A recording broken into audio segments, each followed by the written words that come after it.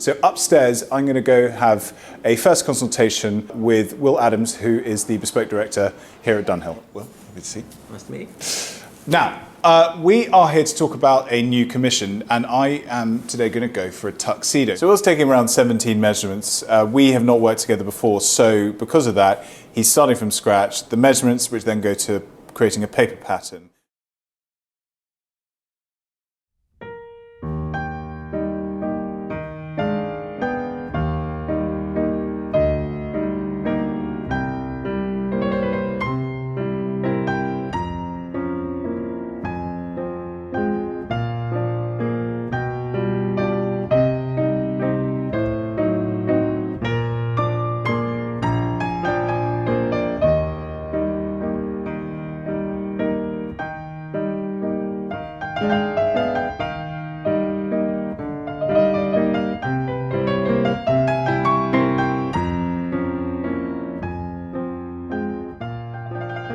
So we are here at the first fitting, and also known as the based fitting. So at this point, this is not really for my benefit, is it? This is for your benefit. So you get to see what's been done so far, how it's sitting on me. I'm not really meant to have too much say at this point, because ultimately you have the eye, you know where the balance is, you know where it's meant to be. It's for later that I kind of come in and make myself known. One thing I want to point out is the rise on these trousers, which is absolutely magnificent. Really nice and high. The key point of this is that you don't want the waistcoat to be sitting above the waistband of the trousers. That is one of the great sartorial faux pas. The shirt hangs out, it looks terrible, and frankly it's, you see it far too often. So what we've done is avoided that by having high-rise trousers without having to make the waistcoat too long, because as you say, it's not an attractive look. Exactly. Long waistcoats. You want your torso to look shorter and your legs to look longer. Those proportions generally look more appealing to the eye. Yeah. Okay. What are you seeing so far? So I think we could go a little bit shorter on the waistcoat. Mm-hmm. Not by much, just 3/4 of an inch, so that it sits there. Yep. You see a little bit more of the pleat on the trouser. Yep. I mean, as it is, it's not long, No. and it looks okay. But I think if we just raise it a little bit, that'll clean up it'll just make the trousers look a little bit nicer on the front as well. I like the darts that you've added to the side of the... There's a chest dart, front dart coming up to the chest. And for those watching, could you explain why darts are added to clothes? So darts are added for shape, Yeah. to sculpt the fabric. So if someone's particularly chesty, you'd put a bigger dart, or maybe two. But all bespoke suits, unless someone wants a particularly unstructured jacket, will have a chest dart. Mm-hmm. And women's jackets will occasionally have darts through here to throw fullness across the chest as well. But yeah, primarily for shape, women's wear has a lot more darts. Yes. Because generally speaking, women have a lot more shape than men. Yeah.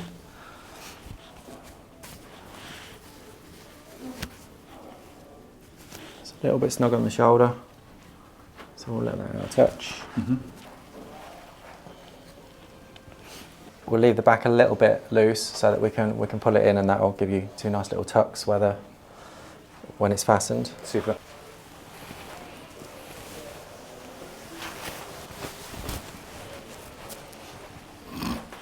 And this is where we see whether you see the waistcoat or not.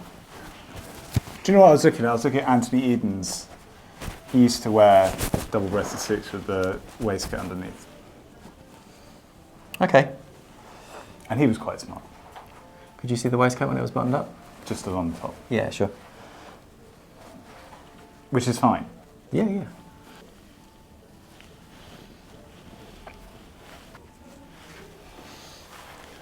So the jacket's on, and one thing that I'll just say about my posture is that firstly it's terrible.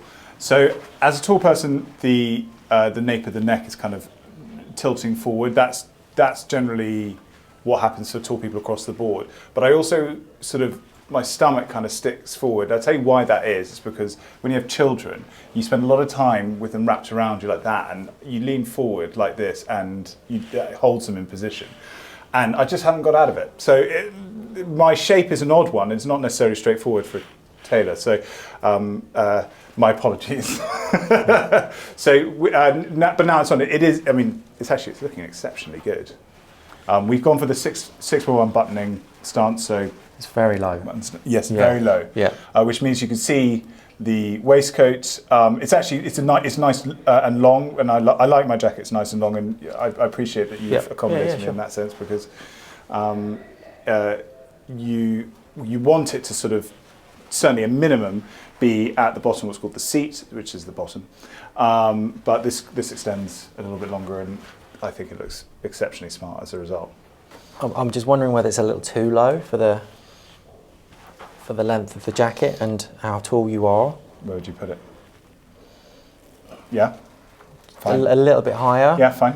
It kind of looks like it's dropping off the bottom of the coat there. I think there would. That's fine by me. Yeah. Yes. I mean, obviously it's always going to be low. Yeah, but that's fine by me. Yeah, but I think too low, it throws the eye a little bit, and can look a little bit off. Yeah. Lapel width, you've gone quite wide, as the jacket you're wearing today. Mm-hmm. Although that's a bit much, I think. Yeah, so we've gone 4.5. Oh, that's fine. That's okay, yeah? That's fine. Yeah, good. Yeah. Good. So anything you're noticing? So shoulder ends are a touch loose. The drape on the back, it's just collapsing a touch, not much at all really. But we could just tighten those up. So you say the back is collapsing. Mm-hmm. Obviously this is for you to spot, and sure. I don't necessarily spot it. But just out of people's interest, can you point out what it is that you're looking at when you say that? Yep, so just this section here. So you need what we call back drape, otherwise you can't move. If it's super clean, it makes it a very uncomfortable jacket. As soon as you lift your arms, it just restricts you. So we just, by the shoulder end being this section of the jacket here, everyone has a different shoulder angle, and while we're cutting the pattern, we take that into account, and we have this base fitting so that we can fine tune it and get it spot on. So if I just pinch that tiny bit there, you can see that cleans up the back drape. So it's not much, 1/4 inch, and that'll do it. If it gets too tight on the shoulders, it gets really uncomfortable here, and can also kind of get a pulling through from the neck. And one thing, a point to say, is that a lot of people obsess and make a point of referencing the placement of the armhole. Yep. Could you explain why it is that people always talk about that, and what you've done re the armhole?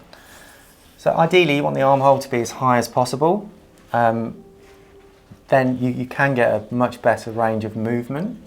If it's really low, so for instance if it attached from here to here, as soon as you lift your arm, the whole jacket comes up. And you can only actually lift your arm to a certain point, and the whole thing kind of just ties up. Yeah. Whereas if you get it as high as possible, you get a better range of movement. We can get a much longer line through the chest and the waist and the seat. Particularly on a taller person, you could have a lower armhole and you'd still have quite a nice line. But obviously not everyone's 6'3" and a bit. So but fundamentally, if we can get it really high, it actually, although you do feel it shouldn't be uncomfortable, you will get a much bigger range of movement, and the jacket will essentially be a lot more comfortable. And also because the sleeve is sewn in by hand, so the silk that it's sewn in with will expand and contract with body heat, so it ends up kind of moulding to your physique and where, so it'll stretch a little bit here and tighten a little bit in other places. So initially, if it's not your first bespoke suit, somebody else's, they might think it's uncomfortable, but actually after you've worn it for a bit, it mellows out. Yeah, a lot. Yeah. So that's why we try and keep it as high as possible, but still keep it comfortable. Also at the base fitting, all the canvases are showing. So this edge is rough, so people will feel it a lot more with this garment than they will with a finished one. So Right, just relax your arms for me. How much shirt would you like to show? This is a bit too much for shirt anyway, just because it's fairly new, so we're looking for it to shrink back a bit. Yep. So minimal really. I don't really like a huge macho. Okay. So I mean, we're a little bit shy of your crook of thumb. Yeah. So if we drop about 1/2 inch, then when your shirt shoots up a little bit, you'll be showing about 1/4 to 3/8. Okay, that's fine. Yeah. I mean, again, at the next fitting, we can always we'll have another look, obviously, and do what we need to do to get it right for you. All right. So this side's actually okay. Yeah. That one. Yeah, this is longer, isn't it? Yeah. Yeah. So if we lengthen the left a half, Yeah. it'll match this one, and then I think that's nice. Do you agree? Super. Yeah, I agree. I agree. Yeah. Yeah. How does it feel under the arm? Comfortable? Yeah, it is comfortable. Yeah. Yeah. Good. Yeah, shoulder width's nice. Yes, I agree. Yeah. And then you're still, even with raising the button slightly, you'll still get that nice. I think that's quite a nice proportion. Yes, I agree. And when it's worn open, you'll get a really nice. Yeah. Yeah. So even if you just do the jigger button up, that'll roll open a bit, and you'll get a nice. Yeah. And yeah, I mean yeah. I mean, even like that, it sits very nicely. And because I'm big, it matters a bit. I've always found it matters a bit less when there's more fabric. I think a lot of people have a problem when with double-breasted is that there's just a lot more fabric involved. Well, yeah, particularly undone. Yes, but because I'm big, it doesn't matter. I find it doesn't matter as much. No, not at all. And often, what you see on the internet, people commenting, you should never undo double-breasted. Is actually, if it's made sort of beautifully, then actually it works perfectly fine. Well, the silhouette remains because exactly. The shape is cut into the coat. Yeah.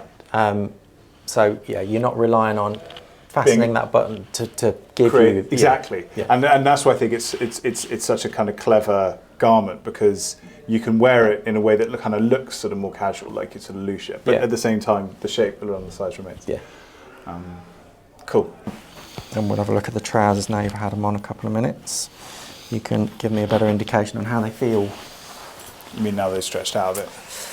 Well, no, not necessarily. And yet, when you're putting a pair of trousers on that are made for you, I think they generally are, because they're made to your waist size. They feel initially a little bit snug when you put them on. Yeah. But actually, when you've worn them a couple of minutes, they feel fine. Yeah. That's exactly what happened. You get used to it. So I was worried I put on too much weight. Although I would say, because these are brace tops, we could let them out so that they are more comfortable for when you're sitting, because they sit higher. So that is what I was thinking when I was putting the shoes on. Is that I sort of need to kind of sort of suck in to kind of. Yeah. So I think if we let them out an inch, you'll when you sit down, they won't dig into your stomach as much, and you've got a little bit more. You can move them up and down to get them as comfortable as you need when you're seated. And the seat is super clean. I think if we let them out just a touch again, so that when you're sitting, it just feels comfortable. Yep.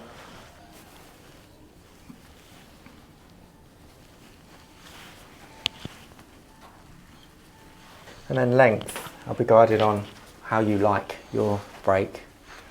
I would say left over right. Yeah. Yeah. Nice watch. Thank you. So just a very small break. Yeah. Cool. Okay. Bearing in mind also, with the shoes, these will be sitting on my socks more than the shoes. Yeah. So you have it'll be a little bit cleaner. Yeah. Yeah.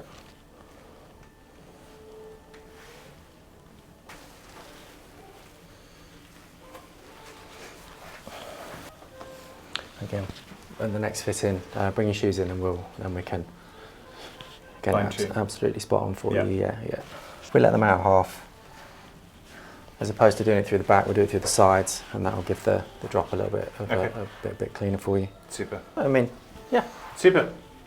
Good first fit.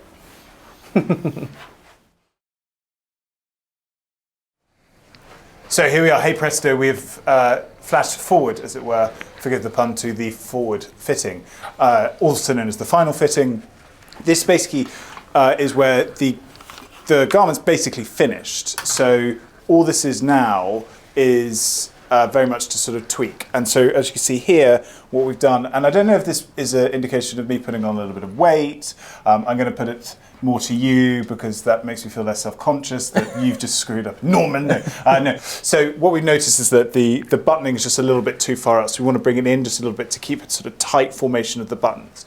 So this sort of tweak can happen at this point. Apart from that, everything is pretty much set to go. You just need to, it's just the finishing that's next, all the isn't hand it? finishing, yeah. And so this is very exciting because it means that I, as the customer, get to see the garment as I'd kind of envisioned it when I first commissioned it. Because with the based fit, you don't really get to see that. That's more for you because there's so much base stitching on there, it's quite difficult to really envision it. So now when I put the jacket on, everything will kind of come together and I'll get a real sense of it, still giving Will the capacity to make changes if needs be.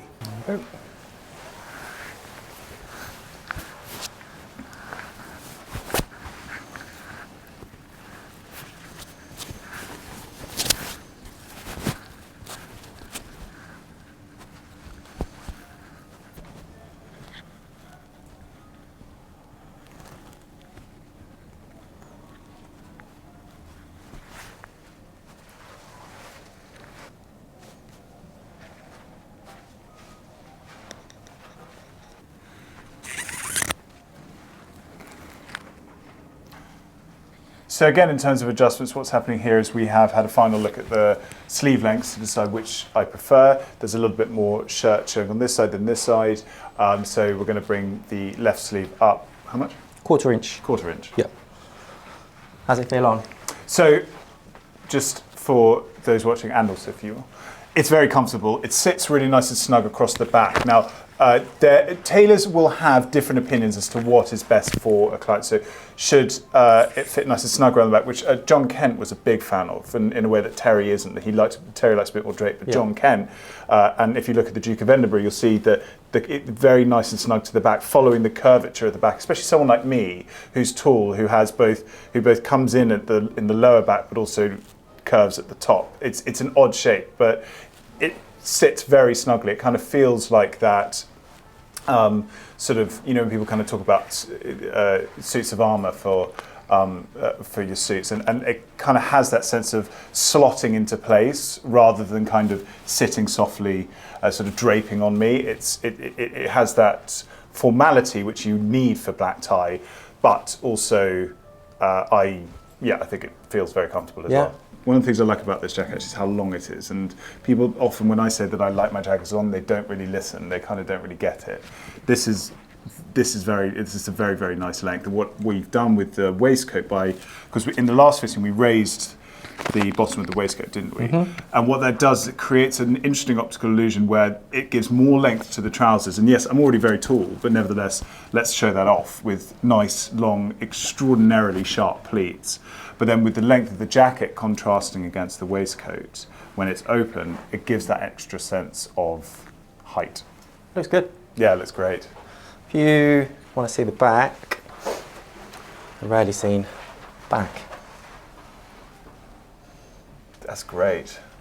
It's very nice and clean. As I've said a lot of times, one of the things you can look out for in terms of whether a jacket fits is whether it sits snugly and sits flush against the shirt collar. And I'm aware I'm not wearing a tie at the moment, but it currently is and will do if I did the shirt collar up. That looks great. Yeah, I think it's just the cuff, and obviously the finishing and buttoning that we need to. So instead of having a fuller wrap, which you'd be looking at 5.5 to 6 inches, we've kept this one shy of that. Otherwise, you won't see the vest. By keeping it shy, you get a much nicer imprint of the vest underneath the jacket. And also means when it sits open, there's not too much sort of fabric flying around. It kind of still looks smart. And when it comes to Los Angeles and wearing this at a wedding in Los Angeles, it means that you can let some air in. It's going to be warm. It'll be warm. Yeah. It's going to be marvellous. So this helps, but I see a lot of times people comment on social media and stuff, because often I wear my double-breasted jackets open, but I feel like a very well-tailored double-breasted jacket can be worn open. It could sit nicely. The shape's cut into the suit, so you know whether it's DB or an SB, when you wear it unbuttoned, the shape will still be there. Yes. The shape won't disappear just because you've unbuttoned it. I agree.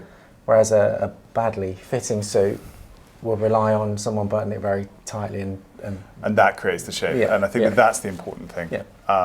And so as you can see, it's unbuttoned, and yet along the waist, nothing's moved at all. Have a look at the waistcoat. Yeah.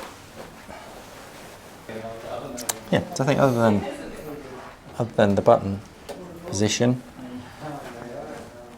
it looks nice. Yeah. It's comfortable. It's nice. Yeah. Very good. Clean. Yeah. Yeah.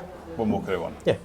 In the last fitting, when I put these trousers on, they looked this immaculate, but we felt that when sitting down, it's my fault really, they were a little tight around the waist, and so they needed to be let out a bit. So that's happened, and yet they've maintained, and please, or I just implore you, just let go of flat-fronted trousers if you've been devoted to them all your life. Because if you look at these, you could just see how immaculate it is, how sharp it adds to the silhouette of your outfit anyway. But I just think they just look incredibly smart. It's very, very sort of Cary Grant, Humphrey Bogart. It's very Fred Astaire. You know, all the best people.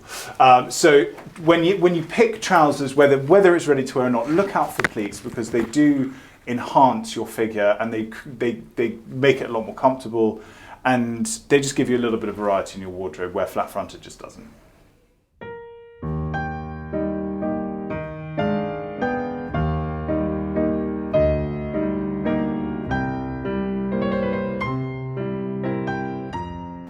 I don't wish to brag, but this is mine now. I always feel like the reveal for these videos can be a little bit of a sort of humble brag, because ultimately I'm fortunate enough to be able to take this home. But really what it disguises is hours and hours and hours of one of the finest craftsmen in the world waking up in the morning, going into work, and putting all of his talent, passion, and craftsmanship to my benefit. And that's the wonderful thing about Bespoke. Anyone who tells you that Bespoke isn't a type of art is completely wrong. Will Adams has taken an interpretation of my figure and created a suit that is different to any other that I have, with his own vision, his own eye, and this is the result. It is an immaculate, slightly unorthodox tuxedo. It's unorthodox, which is my fault. He took what I had suggested as a sort of rubric, and despite potentially best advice, he put his shears to work. So usually when you have something made bespoke, the shoulders provide a lot of the drama, and they are accentuated. That is what's made to be most flattering. I'm finding actually that in this instance, it's the skirt, it's this area of the jacket, which I think has the most drama. Because of the 6x1 buttoning, everyone's eye is sort of drawn down. And then also we kept it long, because often when you have 6x1 button jackets, you'll have it a little bit shorter. That's French tailoring does that a lot. You see a place like Chiffonelli, the jacket will be shorter, and so the gap between the button and the bottom of the jacket isn't that much. Whereas with this, we've kept it nice and long, and I think it provides extraordinary drama, and it looks incredibly smart. It almost looks like there's no vents in this jacket, which is how they would have had it in the 1920s. I do need vents, especially because I like the jackets long, and I'll just tear it up. But in this instance, I commend Will for an extraordinary effort, and I'm just going to open up to show you the waistcoat and show you how it looks. So because of the way it's cut, I can leave it open. The shape is retained at the waist, but it means you can see the beautiful handiwork with the waistcoat inside. At this point, I'm going to bring Will in to have a final look at it, and a bit of an assessment and a bit of input from him as a tailor as to how he sees it and the approach he took to get it finished into the way you see it now. You happy? Yeah, very happy.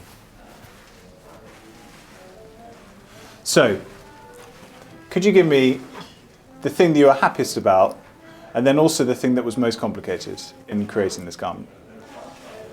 I mean, the difficult thing with the button configuration is the proportions. Generally speaking, your fastening button would be on a waistline. With this configuration, it's not. It's lower. So your eye is kind of drawn away from the waist and more, like you say, to the bottom of the jacket. We did raise it slightly from where a traditional, if you had a 3-show 2, would be, to kind of so it didn't look so low down, yeah. heavy. But I think it's worked nice, and then also the crossover on the vest, how much you see and how much you don't. So you can see that it's a DB vest and not just kind of a tiny flash. And I think it's all worked really well. I think it's worked out. It looks elegant. Does it look like a Will Adams suit? I mean, it's made in the same. The construction is the same way as any other suit I'd make. I'd rarely do a button configuration like that, but everything else is the same. Shoulder, chest. I mean, length is a little bit longer, but length is generally a client's preference anyway. Yeah. So they vary a lot, generally speaking. But yeah, I mean, I think it looks like something I would make rather than something I wouldn't. So if just in terms of people kind of having a sense of what they would be buying into if they come to see you here, is there anything on here that you could point out that is particular, I would say, I guess, signature of yours? Or, I mean, if it isn't, and it is the sum of its parts, then great. But just in case. No, I mean, generally speaking, we try and drape a jacket over a figure, or sculpt a jacket over a figure so that it flatters. Mm. If you try and fit a figure, unless someone is a mannequin shape, and let's be honest, very few of us are. I'm definitely not. It won't necessarily flatter. Yeah. Whereas by sculpting and draping, it will. So slightly fuller chest, a firmer shoulder, although we can go softer if somebody wants it, and then you get that kind of subtle male hourglass, and it will flatter 99.9% of any gentleman. So that's if you wanted a classic, I guess, Dunhill bespoke suit, that is what. This is a fairly good indicator of what you would get. Yeah. Because for me, I'm looking at this and I think that this feels like a kind of 1920s proportioned suit, maybe even closer to 1940s, where the legs were slightly wider, and the jacket slightly lower. I just, and for me, when I visualize bespoke tailoring, when I think about my favorite era of tailoring and dressing up, that it fits right into that. And so whilst I don't feel like I'm cosplaying, because obviously you are not from the 1940s, you are the epitome of a modern tailor, but all the sort of the skill sets and also the psychological approach to your work, you can kind of understand sort of my likes and but I think that's arguably the most elegant era of tailoring. Yes, I would agree. I mean, I think going through to the 50s was also, but that kind of 30s, 40s, that's the timeless.